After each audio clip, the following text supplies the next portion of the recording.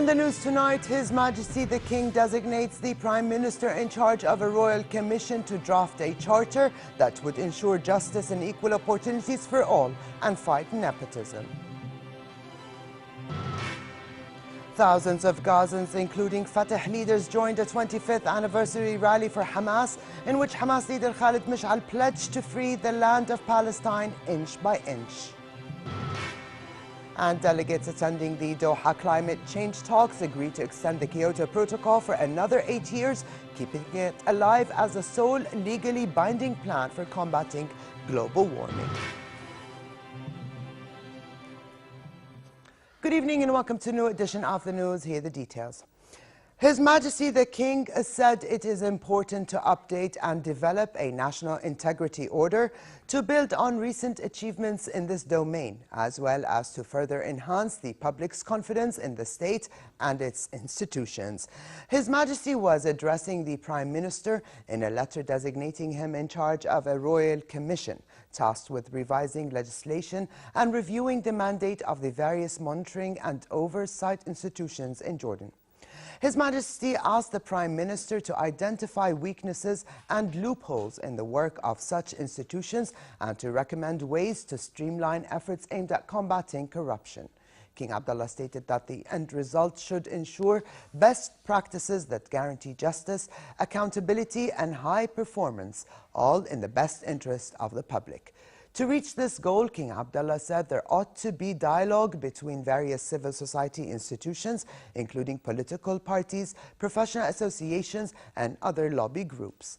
These parties, he said, must be open to the views of both citizens and experts as they draft a charter that stipulates the principles and ethics of service in the public and private sectors. That charter, His Majesty added, should achieve justice and equal opportunities for all, and work according to a time frame to fight nepotism and wasta. Some 200,000 Palestinians attended a rally in celebration of Hamas's 25th anniversary in the Gaza Strip. Hamas leader Khalid attended the celebration, having received a hero's welcome on arrival in Gaza after decades in exile. He arrived in the Gaza Strip yesterday to an ecstatic reception from crowds of Palestinians. Mish'al is expected to use the event to push the case for reconciliation with rival political party Fatah. Local Fatah leaders attended the rally, their first participation in a Hamas event since 2007, when the two factions fought a civil war in Gaza. The rally marks 25 years since the founding of Hamas and the start of the first Palestinian uprising, Intifada, against Israel in December 1987. Today is the winning day and the day of dignity. The step that Abu Mazen took at the United Nations is a small political step, but it is good, and we need it next to the one in Gaza. We need to support the Palestinian unity to help the national plan to get back the land and Jerusalem and the right of return, and to hold on the resistance without wavering on any part of Palestine. Syrian rebel groups elected a president for the newly formed Unified Military Command after talks in Turkey. The president, Brigadier Salim Idris, is a former officer from Syrian President Bashar al-Assad's army who defected.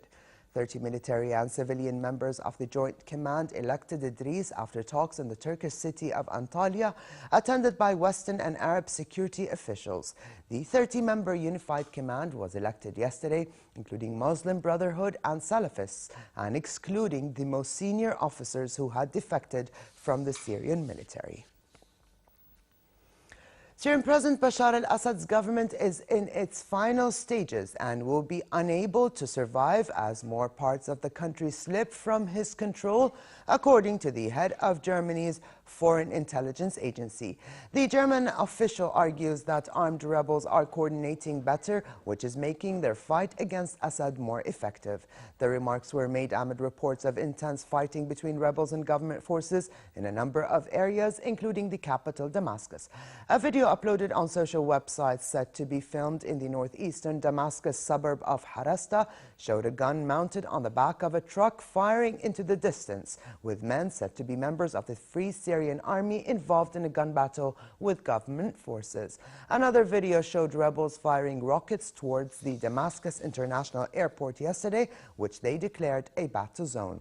And a third clip showed a tank firing in a street in the southwestern Damascus suburb of Daraya. Meanwhile, the Italian Cooperation, acting on behalf of the Italian government, delivered a plane full of emergency aid supplies for Syrian refugees in Jordan. The plane is carrying 13 tons of basic necessities, including 8 generators and thousands of blankets. The humanitarian aid, valued at more than 100,000 euros, is one of 3 shipments of aid made by the Italian government. In recent months, Italy supplied the refugees in Jordan with a field hospital and also provided medical supplies to the Zaatari refugee camp. These goods are the 3rd shipment that Italy has made on behalf of the Italian government for the Syrian refugees and the displaced people that came to Jordan. We made the 1st shipment in June, some drugs for the first displaced people, and then we sent a field hospital, and now we have the 3rd shipment with some 2,000 blankets, some generators, and 100 tents that are special tents for winter to protect people from the low temperatures. Egypt's military is urging all political forces to solve their differences in dialogue, saying only dialogue could avert a catastrophe in the country as a crisis mounts over President Mohamed Morsi's excessive powers. State television programs were interrupted today as broadcasters read out an army statement telling feuding factions that a solution to the crisis should not contradict legitimacy and the rules of democracy. The statement called for serious and credible national dialogue after opposition leaders rejected talks that Morsi convened today in an attempt to end the upheaval in the country. The military statement came as thousands of protesters gathered outside the presidential palace in Cairo, going beyond mainstream opposition demands for Morsi to retract his decree, this time calling for his removal. The military was the power behind all previous presidents in Egypt. However, Morsi pushed the generals aside in August, and they had shown no sign of wanting to intervene in the latest crisis. A coalition of Muslim Brotherhood and other Islamist groups, meanwhile, have called for the referendum on a draft constitution to go ahead on time on the 15th of this month. They are reacting to reports of a possible delay of the vote, which is opposed by liberals, leftists, Christians, and other groups. Meanwhile, the army rebuilt barricades in front of the presidential palace following days of unrest in the streets surrounding it. The huge concrete building blocks are now a familiar sight in Cairo, where walls have been used to halt demonstrations near Tahrir Square.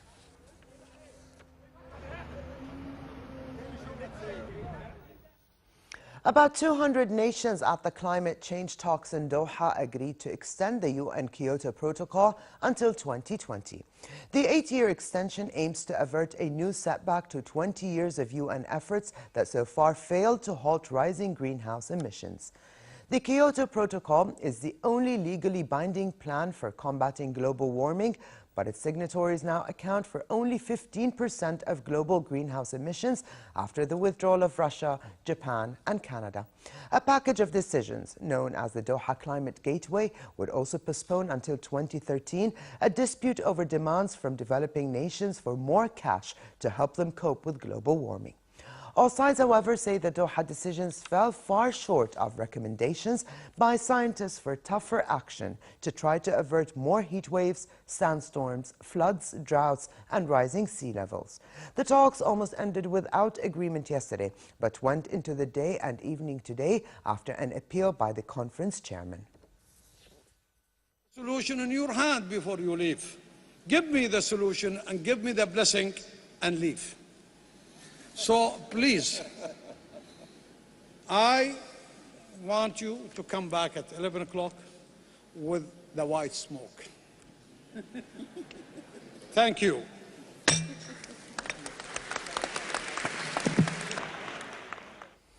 U.S. President Barack Obama called on Congress to extend the tax cuts set to expire on the 31st of this month for middle-class taxpayers, but let them rise for the wealthiest 2% of Americans. In his weekly address, Obama warned about the consequences of no extension, saying that if the tax cuts expire, the average American family would see a tax hike of $2,200. He argued that the plan put forward by the Republicans is unbalanced as it lowers rates for the wealthiest Americans and provides nothing to protect the middle class. So far, the Republicans have opposed Obama's plan, preferring to find new revenues by closing loopholes and reducing deductions. Obama is saying that raising taxes on the wealthiest will also generate revenue to reduce the national U.S. deficit. We're serious about reducing our deficit while still investing in things like education and research that are important to growing our economy. And if we're serious about protecting middle-class families, then we're also going to have to ask the wealthiest Americans to pay higher tax rates. It's the only way to put our economy on a sustainable path without asking even more from the middle class. And it's the only kind of plan I'm willing to sign. While all of us await Santa to visit and deliver to us our wish list, Christmas for Pope Benedict came early. He was delivered 2 new custom-made Popemobiles designed specifically for him by the German luxury car maker Mercedes-Benz. According to the Vatican, the new Popemobiles, which come in the traditional mother-of-pearl white, are based on the 4-wheel drive M-Class Mercedes. The vehicles are slightly lower than previous models to better allow air transportation and run on unleaded petrol. One of the new Popemobiles was to receive its maiden voyage this evening as the Pope marks the Feast of Immaculate Conception in Rome's historic Piazza di Spagna, where he will lay a wreath at the feet of the statue of the Madonna.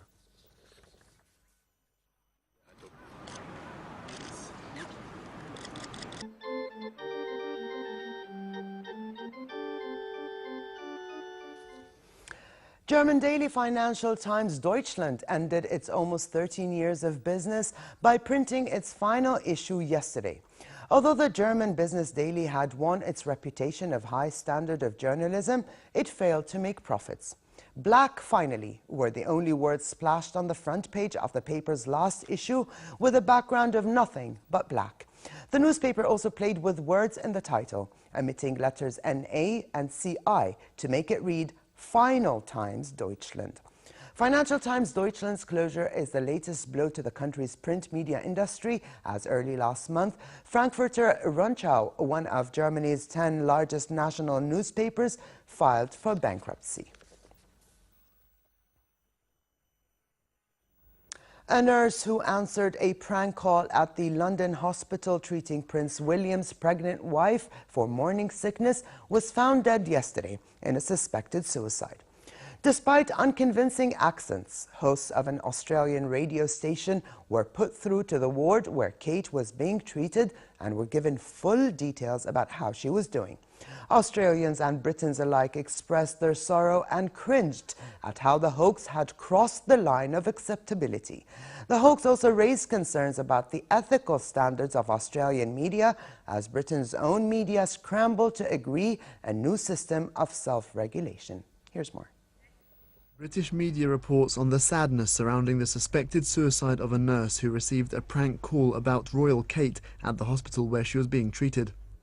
Jacintha Saldana received the hoax call early on Tuesday morning at the King Edward VII Hospital.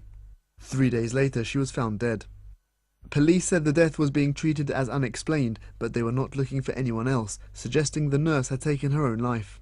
2 Australian DJs are behind the prank call to the hospital. They impersonated Queen Elizabeth II and Prince Charles, leading the hospital to reveal personal details about the Duchess of Cambridge's condition. On the streets of London, residents expressed sadness that what began as a simple hoax has ended in tragedy. I think it's a terrible shame, an absolute catastrophe. She felt that she had to do something so tragically sad for something that's just a stupid joke played by some Australians. The people who've done it, they may have done it as a prank, but they didn't think of the consequences afterwards. News of the suspected suicide comes just days after the Australian DJs had apologised for the prank, and the hospital also apologised for releasing personal information about Kate.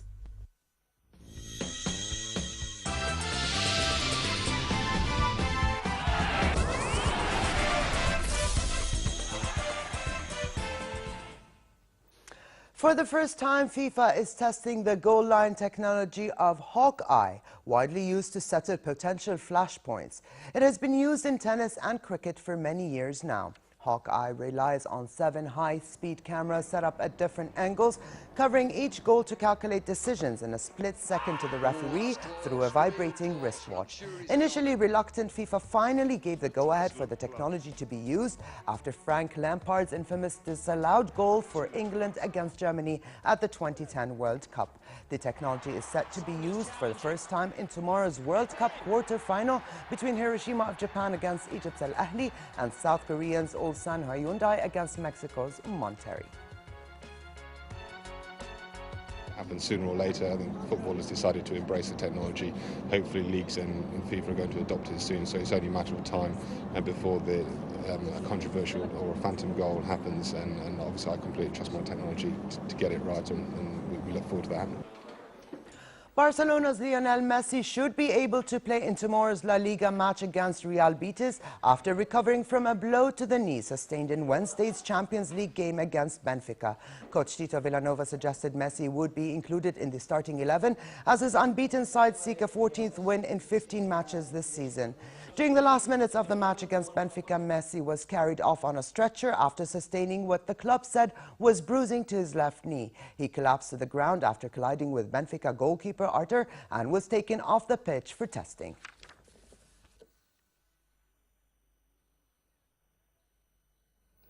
And finally, a quick look at the weather forecast. Cold tonight with the appearance of high clouds with southeasterly light winds. Although a slight rise in temperature is expected tomorrow, it will remain relatively cold, while winds will be southeasterly moderate to brisk. The Gulf of Aqaba should expect a relatively cold night and a mild day tomorrow, with northerly moderate winds and calm seas. Here now is a look at temperatures forecast for tonight and tomorrow.